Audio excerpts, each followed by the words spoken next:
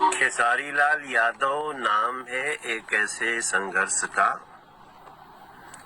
जिसने खुद से अपनी दुनिया बनाई है।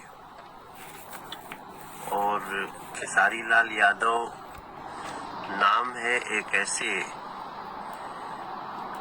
गरीब घर से निकले हुए बच्चे का जिसने कभी चुनौतियों से हार नहीं मानी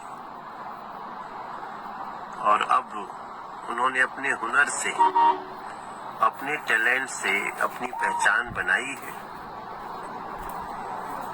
और वो मेरा छोटा भाई है। खेसारी लाल यादव का आज जन्मदिन है। खेसारी में आपको ढेर सारी शुभकामनाएं देता हूँ। खूब खुश रहो और अच्छी